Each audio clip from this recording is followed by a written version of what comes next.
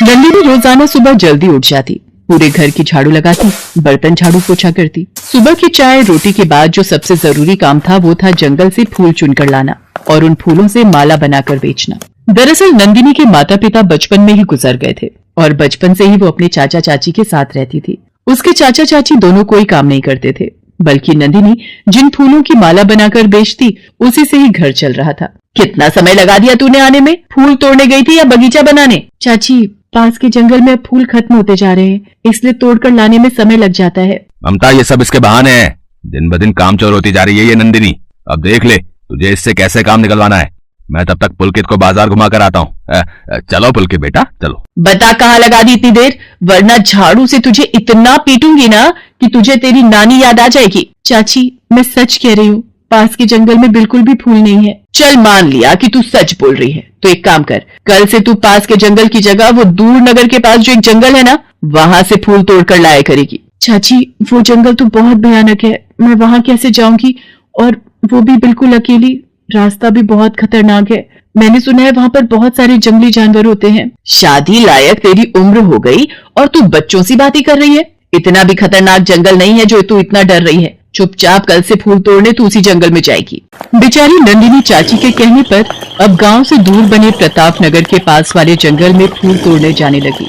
वो जंगल बहुत भयानक था। ये जंगल तो कांटों से भरा हुआ है, मैं क्या करूं? अगर फूल तोड़कर नहीं ले गई तो चाचा चाची बहुत गुस्सा होंगे, पर मुझे सचमुच बहुत डर लग रहा है, मैं फूल नहीं तोड़ पाऊंगी। नंदिनी भयानक जंगल देखकर डर जाती है, इसलिए वो बिना फूल लिए ही वापस आ जाती है। ये क्या, आज तू फूल लिए बिना ही वापस आ गई? मैंने तुझे कहा था ना कि तू दूर प्रताप नगर वाले जंगल में जाना। मुझे तो लगता है तू यहीं पास में होकर आ गई है। नहीं चाची, मैं गई थी प्रताप नगर वाले जंगल में, पर जंगल बहुत डरावना है, इसलिए मैं वापस आ गई।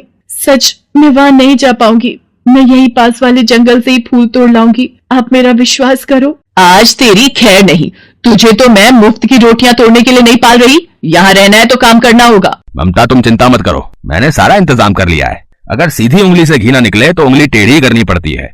मैंने इसकी शादी सुंदर सिंह से तय कर दी है। वो नंदिनी से शादी करने के बदले में हमें 50,000 रुपए देंगे। हाँ। क्या तुम सच कह रहे हो? अगर हम नंदिनी की शादी उस सुंदर सिंह से कर दे तो वो हमें 50,000 रुपए देंगे? चाचा, वो सुंदर सिंह तो एक नंबर का बदमाश है, मैं उससे शादी नहीं करूंगी। मैं भी देखती हूँ तू उस सुंदर सिंह से शादी करने से कैसे मना करती है। और सुन, कल फूल तोड़ने भी तुझे जाना होगा, वरना कल के कल ही तुझे उस सुंदर सिंह से ब्याह दूंगी। हाँ। नंदिनी फूट फूट कर रोने लगती है। बेचारी गरीब अनाथ लड़की अपने अत्याचारी चाची चाचा के साथ रहने को मजबूर थी। उसका इस दुनिया में कोई भी नहीं था। अगले दिन नंदिनी हे भगवान मेरी मदद करो, मुझे इस जंगल में बहुत डर लग रहा है, मुझे हिम्मत दो। एक काम करती हूँ, जल्दी जल्दी जो भी फूल मिलते हैं उन्हें तोड़ लेती हूँ। हाँ, उस तरफ फूलों के बहुत सारे पेड़ हैं, वहाँ से तोड़ लेती हूँ।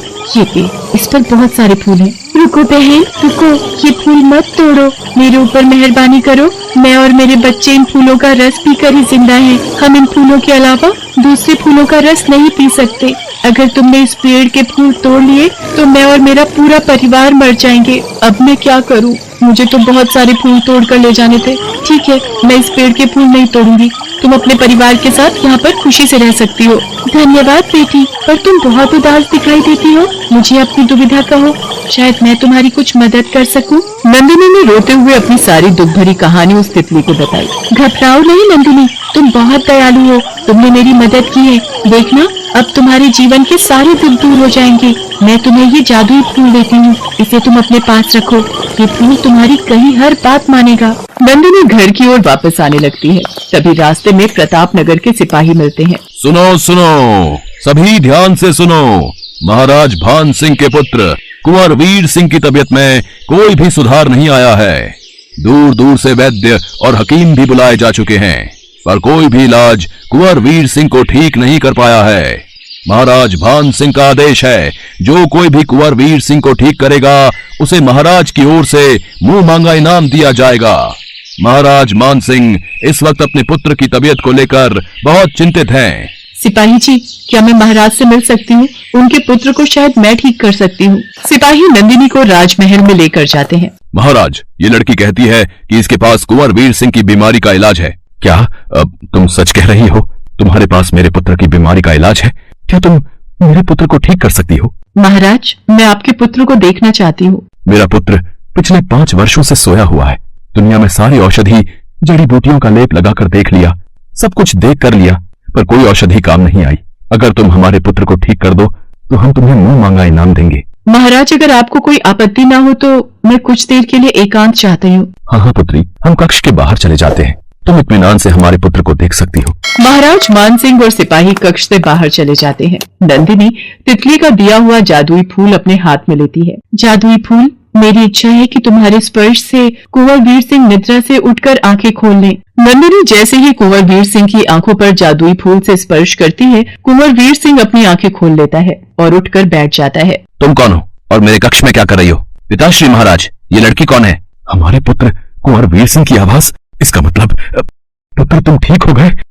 ये तो चमत्कार हो गया। बेटी, तुमने तो सचमुच कोई जादू ही कर दिया।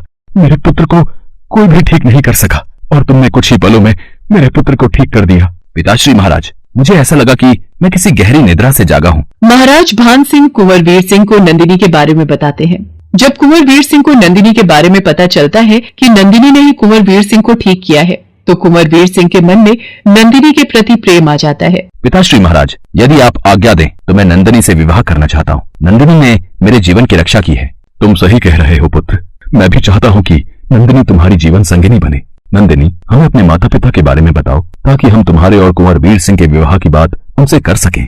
महाराज भान सिंह की बात सुनकर नंदिनी की आंखों में आंसू आ जाते हैं और वो अपने जीवन की कड़वी सच्चाई महाराज भान सिंह और कुंवर वीर सिंह को बताती है। महाराज भान सिंह नंदिनी के चाचा चाची को महल बुलवाते हैं। तुम दोनों को यह जानकर हैरानी होगी कि नंदिनी पर अब तुम दोनों अत्याचार नहीं कर सकते। नंदिनी हमारी पुत्र वधू बनने जा रही है। हम अपने पुत्र के साथ नंदिनी का विवाह संपन्न करेंगे और तुम दोनों को कड़ी से कड़ी सजा मिलेगी। महाराज, ऐसा मत कीजिए, हमें माफ कर दीजिए, हमसे गलती हो गई। नंदिनी, तू ही महाराज को समझा। हम दोनों तो तेरे चाचा चाची है ना। हमें माफ कर दे नंदिनी बिटिया, माफ कर दे।